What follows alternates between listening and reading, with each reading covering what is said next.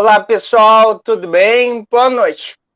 Como toda quinta-feira, acontece a live Papo Guaibense, está aqui do Repórter Guaibense. Chegamos à edição 49, quase a edição 50, em quase um ano de existência dessa transmissão que acontece semanalmente. Hoje, na edição 49, nós vamos falar sobre casos de dengue causados pelo mosquito Aedes aegypti e aumento nos casos de a prevenção, como prevenir o mosquito da dengue. Conosco está a Lisa de Menezes Teixeira, coordenadora da Vigilância Ambiental de Guaíba, e vai nos trazer informações sobre esse caso que tem aumentado o número de casos aqui no Rio Grande do Sul e no Brasil. Seja bem-vinda, Elisa. Eu desejo a todos obrigada. Uma boa live para nós. E primeiro suas considerações iniciais, Elisa. Seja bem-vinda. Obrigada. Bom, o mosquito Aedes aegypti, ele vem há anos nos preocupando, né? E nós gostaríamos que os nossos governantes também ficassem preocupados com ele. Porque ele é não só os nossos governantes, como e principalmente a população, porque ele é um problema que precisa muito da colaboração da população, né? E a gente está, assim, com esses índices tão elevados da dengue no estado, né, que são 5.790 casos registrados até o dia 15 de maio, com 8 mortes no estado, né? Esses índices são os maiores em uma década. E então, assim, nós precisamos muito da colaboração da população. É muito mais da colaboração da população do que de qualquer outra coisa, porque é a população que acaba garantindo, né, a maior parte da prevenção. Então, nós temos a parte assim do poder público, que é colocar agentes comunitários, agentes de saúde pública na rua, trabalhando, agentes de endemias, fazendo visitação nas residências e outros imóveis, né, do município. Também temos da parte do poder público a questão de mutirão de limpeza, disponibilidade de local para colocar também resíduos, sem ser os resíduos domésticos, mas resíduos de obras, pneus. Nós temos aí os ecopontos e também tem a parte também que o município disponibiliza, que é a coleta de resíduos domésticos, né? Então, assim, nós temos várias ferramentas à disposição do povo, mas a colaboração, o que o povo tem que fazer dentro das suas residências, isso é uma tarefa de cada um, e tem faltado muito, né? Nós estamos com 954 focos do mosquito Aedes aegypti em Guaíba. Toda a zona urbana de Guaíba, sem exceção, com prevalência dos focos na zona sul, né? Os bairros que a gente encontra mais focos são São Jorge, Vila Holanda, também temos a Alegria e Florida, mas é mais São Jorge mesmo e Vila Holanda. Depois a gente tem o bairro Colina, a gente tem muitos casos, né? A gente observa muitos focos em locais de grande densidade populacional. As pessoas também com hábitos cultural de juntar água. A gente tem muito problema de focos do mosquito em resíduos domésticos, né, espalhados no pátio, gente que acumula lixo, acumula potes plásticos. Potes plásticos é onde a gente mais tem, né? A gente tem também o segundo local que a gente mais tem foco em pneus. Né, pessoas que guardam pneus também em local que não seja coberto. O mosquito gosta muito desse tipo de reservatório. Então, assim, se a população ajudasse, com certeza o Estado não estaria passando por esse tipo de problema, né? Tão agravado, né? Elisa, tu tem alguns dados referentes a Guaíba? Se Guaíba tem a quantidade de pessoas que já tiveram a dengue? Eu vou te dar dados assim de 2016, 17, 18. Esse ano eu vou começar por esse ano, tá? Esse ano a gente tem um caso suspeito de dengue hemorrágica no bairro da Alegria. É um caso importado de uma moça que viajou para o Espírito Santo, né? Isso aí foi em final de abril. Mas as medidas ambientais nós já fizemos no local, fizemos visitação, já encontramos focos do mosquito Aedes aegypti, já notificamos. Esse caso ainda não foi confirmado, mas como já falei, as medidas cabíveis a gente já tomou. Em 2020, nós tivemos 3 casos importados, 2 de pessoas que viajaram para São Paulo e um no Mato Grosso. 2019 nós não tivemos nenhum caso, nem importado, autóctone também não. 2018, um caso importado, tá? 2017 não tivemos nada. E 2016, sim, 2 casos importados e 2 casos autóctones. Então, assim, a situação de Guaíba, a gente não sabe se é por subnotificação, né? Porque a dengue, os sintomas da dengue são semelhantes a várias outras doenças, então elas podem se confundir. E esse ano nós fizemos um alerta epidemiológico aos profissionais da saúde, aos médicos, aos enfermeiros, para que eles ficassem atentos, porque o Estado passa, assim, por situações de uma pessoa ter caso de dengue e Covid, né? Então, tem gente que está morrendo de dengue, sim. Oi, Elisa. Oi. Caiu um pouco tua ligação. Tu pode repetir um pouco? Tá, eu não sei até onde tu ouviu. Não, pode. Tá. Deixa eu ver. Tá, continua, depois eu penso qual parte foi. Tá, então assim, ó, o que eu estava falando agora por último é que a gente fez esse ano para os profissionais da saúde da rede pública e privada um alerta epidemiológico, porque a gente começou a verificar que no estado pessoas estavam ficando doentes de dengue e também de Covid, e às vezes vindo a óbito por os médicos não suspeitarem, né? Os sintomas são muito semelhantes no início da doença. A dengue cursa com febre, né, de início abrupto, febre alta, dores no corpo, dor de cabeça, náusea, dor retroorbital. Então, um cansaço. Então, muitas vezes, se não, essa doença não é endêmica, se não tem focos ali naquela cidade, os médicos acabam não suspeitando e se perde tempo, né? Então, esse alerta foi para que eles começassem a relacionar, né, que os sintomas podem não ser só de uma doença, mas de mais de uma doença, de 2, pelo menos. E tu acha que com a pandemia, com o Covid-19, a pandemia ajudou nesse aumento de casos de dengue? Sim. Porque assim, as pessoas elas ficaram muito focadas no Covid, né? Então elas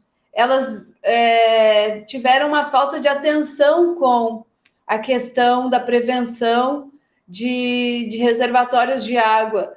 Até mesmo não só as pessoas focaram muito, mas o poder público também focou muito, né? A gente só pensava numa coisa, mas todas as doenças elas estão acontecendo junto. Então houve uma falta de atenção, né?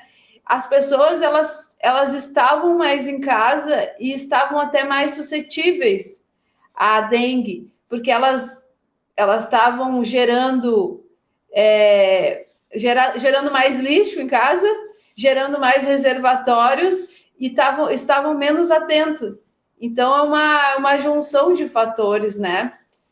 Mas assim, ó, Guaíba é uma cidade que eu realmente acredito que sofre de subnotificação, porque nós temos quase 1.000 focos, né, de mosquito. Nós temos, assim, muitas pessoas, a migração, né, como Guaíba é cortada pela BR-116. Então, nós temos aqui uma circulação, uma migração, né, de pessoas vindo de tudo que é município. Nós temos diariamente moradores de Guaíba indo trabalhar em Porto Alegre, que é uma cidade que é endêmica para dengue. Nós temos vários focos lá. Então, uma pessoa pode ser picada lá e vir para cá, né, com a doença e o mosquito nosso aqui picar a pessoa. Daí o vírus fica um tempo, de 8 a 12 dias dentro do mosquito, e aí o mosquito já está apto a picar uma outra pessoa. Aí a gente tem um caso autóctone, né, que é produzido dentro do nosso município. Então, assim, a gente não tem esses casos, mas a gente tem um risco enorme de ter esses casos. Por isso que a população ela não pode relaxar. E ela é quem define, né?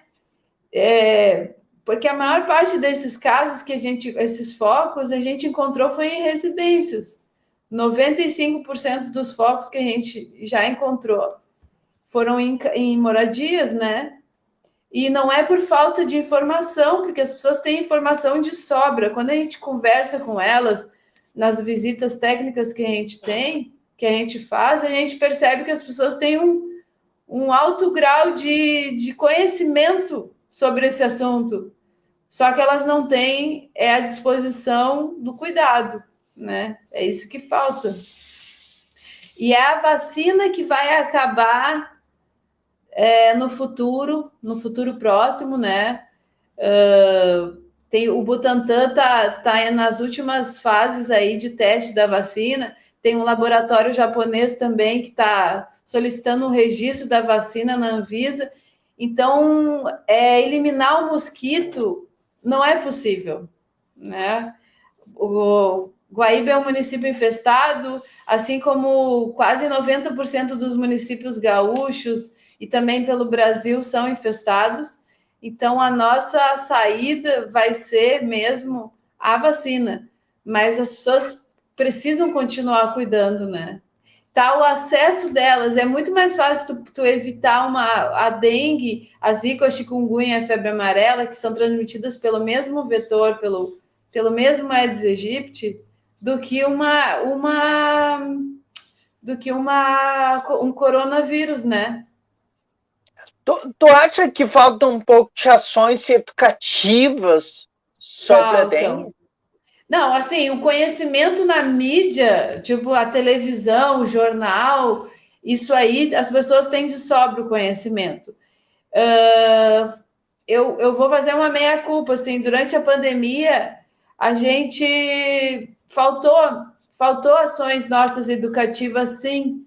A gente fazia muitas ações educativas em escolas, a gente fazia para professores, para diretores, onde nos chamassem, a gente estava indo fazer ações educativas em empresas, mas com a pandemia a gente não fez mais essas ações. Então, da nossa parte, durante a pandemia, faltou mesmo esse tipo de trabalho, né? A gente foi cuidar de outras áreas que estavam deficientes, porque a gente tem carência de recursos humanos dentro do nosso setor, né? Então, a gente foi trabalhar mais com fiscalização de locais tipo borracharias, ferro velho, reciclagens, ali nesses locais onde a gente tem um grande número de criadores de mosquito. Então, a gente intensificou ações nessa área que estavam deficiente em fiscalização. E tivemos bons resultados, né? A gente teve... esses locais melhoraram bastante e foi uma das coisas que a gente aproveitou para fazer, né, durante esse período aí pandêmico.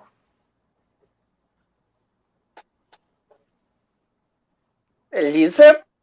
Oi. Elisa? Oi, tô aqui. Elisa? tá? Tô Eu acho que aqui. caiu um pouquinho. Tá.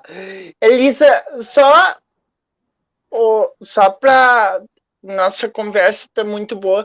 Eu queria que tu falasse, repetisse de novo, quais são as principais formas de prevenção da dengue? Tá. Quando a gente pensa em prevenção da dengue, a gente pensa assim em eliminação de depósitos de água, né? Como o mosquito gosta, o mosquito da dengue, ele gosta de água limpa e parada, a gente tem que se preocupar com isso. Então, em todo local que a gente percebe que tem essa água parada que vai predispor o aparecimento do mosquito, nós temos que cuidar. Onde é que a gente encontra mais esse problema? O ano de 2019, 18, nós observamos que em piscinas plásticas, nós observamos assim várias vezes foco, né? Encontramos foco de mosquito. Começamos a encontrar em bromélias, né?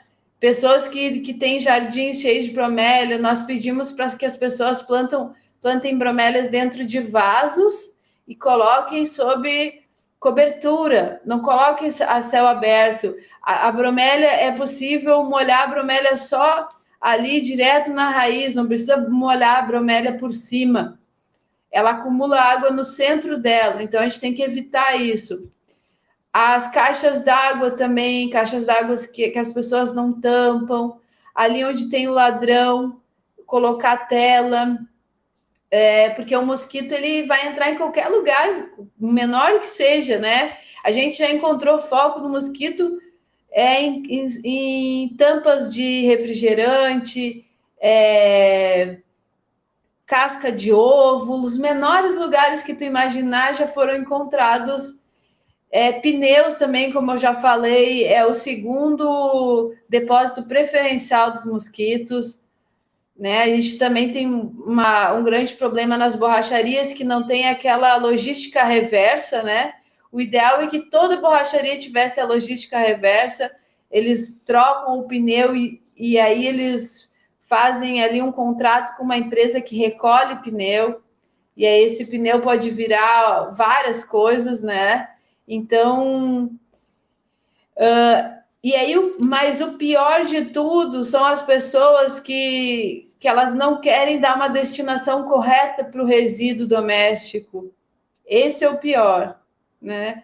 Que elas têm ali à disposição dela o recolhimento urbano de lixo doméstico, ali os lixeiros, nos dias determinados, e elas muitas vezes não querem aproveitar, né, e contribuir para a limpeza urbana. Então, elas acabam gerando um outro problema, que é descarte irregular, né, pela cidade e dentro das suas moradias também. Tem muita gente que não se importa se a sua moradia está suja, o que ela está produzindo para a vizinhança, né? Então, um pensamento muitas vezes egoísta das pessoas, que elas estão produzindo um impacto na vizinhança e na vida delas, né? E isso aí vai ter uma consequência no sistema de saúde, que é tão deficitário, né? A gente percebe no Covid, né, o quantas pessoas vieram a óbito, quantas pessoas não tiveram atendimento, não tiveram oxigênio. Os casos de dengue também acontece isso, né? Uma sobrecarga do sistema de saúde. Então, essa parte, assim, o povo não pode cobrar do poder público, da prefeitura. Não estou dizendo que a prefeitura não tem que fazer muitas coisas, que ela tem a porcentagem dela de responsabilidade, mas quem define a maior parte dos focos do mosquito são as pessoas. Quando a gente precisa, assim como foi com o Covid, que as pessoas não queriam. A gente está vendo aí reportagem de adolescentes, de jovens que estão indo a baile funk, né? Então, assim, ó, tu sabe que tem um problema e tu não quer contribuir para prevenir ele. E é isso que acontece muito. Os nossos agentes de saúde pública vão trabalhar nas casas E as pessoas, elas têm o conhecimento, mas elas até ignoram e negam, né, quando os agentes apontam os problemas nas residências.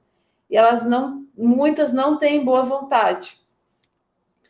Então, assim, é muito complicado, né? Se tu não puder lidar com a contribuição das pessoas, como tu vai prevenir uma doença dessas? Não é só uma doença. Esse mosquito, ele transmite dengue, zika, chikungunya e febre amarela. São 4 doenças num só mosquito, né? E então é o nosso apelo, né, que a gente faz. A gente precisa poder contar com as pessoas e não tá acontecendo isso na maior parte dos casos. Então, a situação nessa pandemia piorou, né? Piorou Então, muito. isso. Olha, eu vou te colocar, olha só, vou te colocar dados, por exemplo, do Rio Grande do Sul, tá?